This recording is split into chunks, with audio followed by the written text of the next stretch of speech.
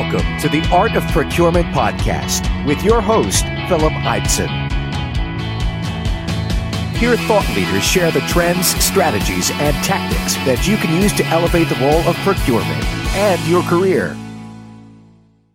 Hey there, and welcome to today's Art of Procurement Friday show. And today I want to talk about procurement governance. And before you go and head for the exit, please bear with me. I want to actually share with you a summary of a presentation that I made last week. Well, actually last week as this is being published, it was actually yesterday as I'm recording this, to a group of executives that represent 36 different health insurance companies here across the US. And I was invited to talk to them about the topic of procurement governance. But my perspective on this, I think, is a little bit different than the way that we typically think about governance in procurement. So I gave a 45-minute presentation, and what I'm going to try and do is condense that into 10 minutes.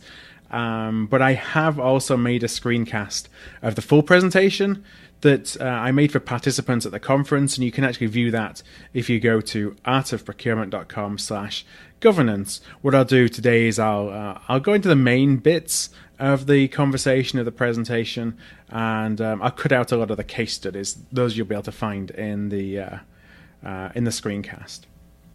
So before we go into the show today, I actually just wanted to let you know that I've updated the site with a section that lets you know how we can work together. So as you probably know, in my day job, I help procurement leaders, procurement service providers, and individuals really solve their most pressing procurement-related challenges. I haven't had this on the site before, but I have now updated it with information on how we could work together.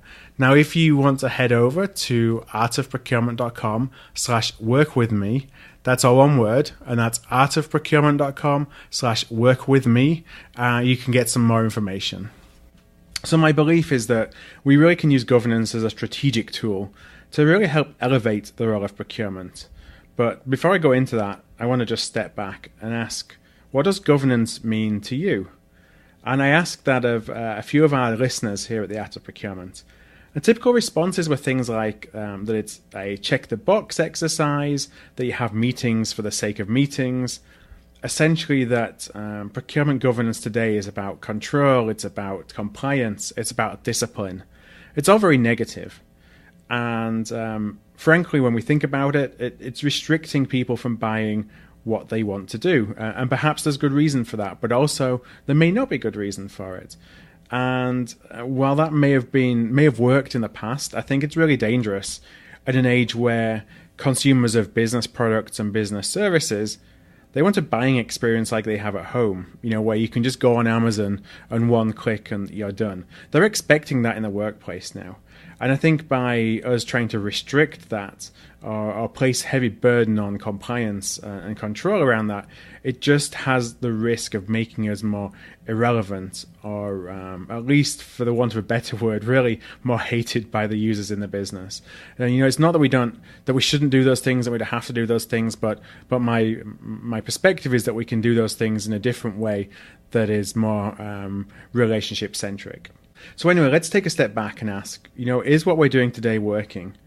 And I have an interview that's going to be published in the next couple of weeks with Jeff Burris. And Jeff is the founder of Advanced Purchasing Dynamics. And just for transparency, Advanced Purchasing Dynamics used to be a client of mine. Jeff's company polled CEOs on perception of procurement, and the vast majority don't believe that we add any value to the bottom line. Or they question the amount of value that we add to the bottom line. And I'll go into that a little bit more in the upcoming interview that I have with Jeff. But that's our executives, our C-suite executives. What about CPOs? Well, I interviewed Brian Umbenhauer in episode 30 of The Art of Procurement. And he talked about the fact that when Deloitte did their 2016 CPO survey, nearly 70% of CPOs have mixed views on their effectiveness of their procurement function as strategic business partners. So if CPOs themselves are questioning how effective we are as being strategic and being a business partner, then what hope does that have of the perception that our executives think of the role that we play? So my premise is that we really need to think differently. and that governance should really enable us to become trusted business partners, not policemen. And the way we do that is through alignment. A quote that I had in the presentation, this is from Gerard Chick, and Gerard was on episode, I think it was 22 of The Art of Procurement. Gerard talks about the fact that if procurement does its job properly, it makes the organization work smoothly because the organization is aligned with us. And that's in keeping with a comment that is very important and meant a lot to me, kind of opened my eyes. That was somebody who I used to work for. He's now vice president of sourcing at a large $20 billion CPG firm. He said that procurement is in the business of helping our stakeholders win. The only difficulty with that statement is that win, the concept of win, means different things to different people. So it's very subjective. So we really need a formal process to help ensure that we're all on the same page, that all constituents to the procurement, to the value that procurement brings, or that touch with us, that are our clients, we all need to be on the same page. When we are aligned, let's take a step back and think of what it looks like. Well, alignment means that, and I'm thinking alignment specifically with our leaders in the company and also our major stakeholders. It means that we have shared objectives. We all have the same goals. It means that we have shared measurement or shared metrics. That's critical, and something I can talk about a lot, and I probably will do in a later show. There's no way that we can have alignment with our business and with our business partners if we have conflicting metrics. There's a couple of examples that I go into in the screencast about areas like legal and marketing, where just their objectives are very different than ours. The way that they look at cost is very different than the way that we look at cost. And if we're not aligned then on how we're measured, then it's very difficult to actually build partnerships with them. The third thing that alignment looks like is shared processes. So it means building agility into the procurement processes, being able to be flexible so that you can change based on specific situations. So you're not just trying to push everybody into a one-size-fits-all kind of process set.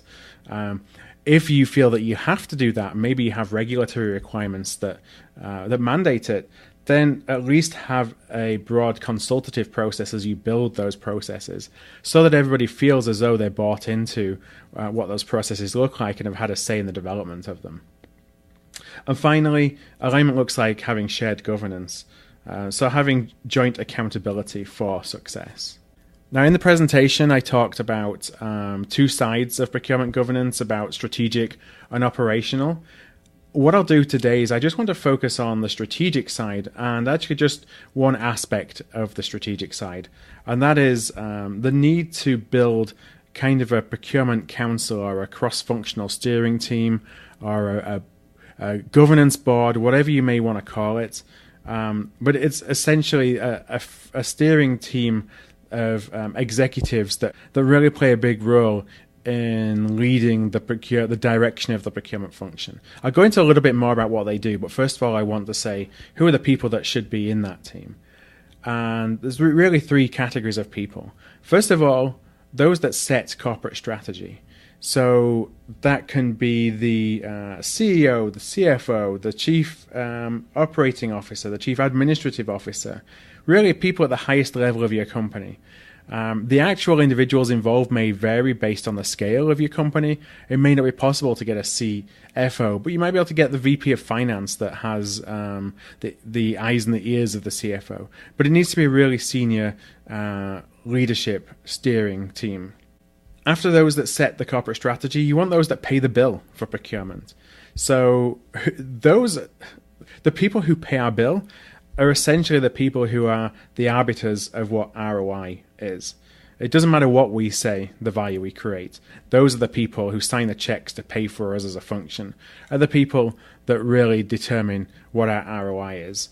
And it could be a CFO, it could be a controller, but it could be the heads of our major stakeholder groups where our cost is sent as a shared, as an allocated cost, into the business. It just depends on how the cost of procurement is paid for in your organization.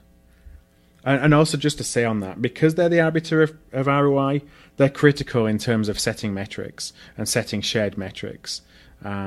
because those are the people who are going to determine, as you try and transition from cost savings only metrics to metrics that are more business focused, whether you've been successful or not. And the third type of people are the functional leaders, really, who are impacting the execution of corporate strategies. And that could be a CIO, a head of HR, head of product, head of engineering. It could be a variety of different people. But it's the people who are the most materially involved in helping the CEO achieve his vision for the company. And those, again, may be different based on different companies and what your objective is, because you may have an objective to save money, or cost is a big thing. You're a manufacturing company, for example. So it's likely to be relatively simple. You look at who are the people who spend the most money on third-party products or services. But you could be like Google when we spoke with Tim Jones back, and I'm guessing at this, I think it was episode 16, but I'll link up to it in the show notes. When Tim talked about the fact that, yes, management of cost is important, but it's also important for Google to help facilitate the growth into new markets, or invest in the leaders who are pushing Google to retain their competitive advantage or grow their competitive advantage. And those people may not be the people who have the largest third-party budget, to spend on suppliers. So you got to think carefully about who those people are. And I know I'm coming already past the 10-minute mark here that I focused for today. So let me just talk a little bit about what this team does. First and foremost, they align business and procurement strategies. So they focus on setting a common goal, and they are managing and resolving conflict that the procurement organization may have with stakeholders across the business. They're also setting the procurement department's organizational strategy and approving investment plans based on the evolving needs of the business. So, they hold the purse strings for investing and for spending money on procurement function. So it's the CPO's job to build capability plans to meet the vision of the team, what the team wants from their procurement organization, and then the board will approve those investment plans. So they're then vested in the success of those investments. The third thing this team does is create shared objectives and metrics between procurement and stakeholders. And these metrics may be different for each different functional area. The group approves key category strategies, key sourcing initiatives, and key business processes. So they ensure that there's alignment between everybody within the organization, that the things that you're doing are all towards meeting the common goals. But importantly, it's helping where you have constrained resources. So if you're successful in bringing more spend into the purview of procurement, then you're likely to have resource allocation problems. So you'll end up having more work to do than you have the capabilities to execute on, at least until you're able to grow and develop your function. So this team really helps resolve arguments about where the procurement team should be spending their time, which projects are actually the most important. And doing that means that it's this board that is actually that you're not upsetting individual stakeholders because you're making arbitrary decisions around whether you can support them or not. It's actually a decision that's made at a higher level and for strategic reasons. The next thing that the team does is drives compliance to approved strategies, to initiatives, processes. And when I talk about compliance here, I really mean change management. So this is you've got senior level executives on this team, and it's their job to really help drive the change throughout their organizations that's necessary, and communicate and lead by example that helps you then win the hearts and minds of the stakeholders at the operational level that you're working with. And finally, the team does act as an executive level issue resolution committee. You still need that policeman. They're kind of the Supreme Court, if you will. Anything that can't be resolved underneath this level of governance gets brought to this team. But just having this in place means you're much more likely to actually resolve issues before they even get to this committee. And how do you bring formality? There's a couple of different ways that I've personally seen that you can bring some formalcy to this program, a program like this. First of all, is pretty straightforward. Have a governance charter, a governance council charter. So highlight what the purpose and the goals of the team are, what the responsibilities of the council are, how often do you meet, who are the participants in the council, and are they authorized to delegate their roles to others? How often are they authorized to do that for? To what level can they delegate their authority? And then what are the inputs and the outputs of the meeting? And the other way is by having a formal statement of work in place with some of your key business stakeholders. And that's something that I've used successfully managing a shared service team internally. When I've actually done this when I was a head of procurement in financial services, but also as a service provider. Obviously, as a service provider, it's a lot more natural to do something like this. But having a statement of work in place means that you have shared expectations, that you have agreed metrics, that it's clear what the roles and responsibilities are between procurement and your operational stakeholders, and that there's a clear issue resolution process and a way to manage performance. It really just means that procurement objectives are aligned with both the organizational requirements through the council, but also stakeholder-specific needs through the statement of work. So finally, when you think of this group, think of them as your investors or a board of directors. They're the people who really can influence the direction and the role that procurement takes in the organization. But what I like about it as well is that it means that you're not reporting into one individual person. So what often happens for procurement, is we report into the COO or the CFO, or maybe the CPO has a seat at the big table and reports directly into the CEO. But more than not, we're layered one level below. When you have that, it means that our direction and our objectives and our strategy is set based on the requirements of that one individual person. And where he or she sits means that they have a very different perspective on what you can achieve, because it's aligned with only their goals and not with the goals of the company. When you're accountable to a broader steering team, it means that you are thinking in a lot more of a holistic way in terms of bringing value to the company over and above what one individual stakeholder may need. So I'm going to go over some of the benefits here very quickly. Having a committee in place like this means that you get that alignment between procurement, between the C-suite, the business stakeholders. It means you have shared and transparent objectives. It means that you have an increased accountability on all sides. And the procurement performance is measured based on your contribution to shared objectives, not on the objectives of one person or just solely on cost. The governance board is providing active change management support, which is really critical. And the board is also involved in the development of procurement's capabilities, so they're vested in our performance and in our results. This board allows to prioritize projects and initiatives based on the need of the company, not on the need of individuals, and finally just acts as that formal issue resolution kind of gatekeeper. Anything that can't be resolved lower in the governance process or in the organization gets rolled up to this team. Now, I know this is a lot of information in a short amount of time, and as I said, I actually have a presentation which went on for a lot longer than I've talked here, which is 18, 19 minutes so far. If you go to artofprocurement.com/governance, you'll find the screencast of the entire presentation. That's going to give a little bit more information on context.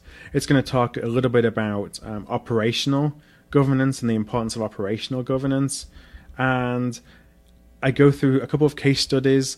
And finally, I have 7 different success factors, and I'll talk about those in the screencast. So as I said, if you would like more information, you would like to listen to this presentation in full, then go to artofprocurement.com/governance. And with that being said, I hope you have a great weekend, and I will be back with you again on Tuesday. Thank you for listening to another episode of The Art of Procurement. To find an archive of all past episodes, you can go to artofprocurement.com/episodes. And to ensure you never miss another show, go to artofprocurement.com/subscribe.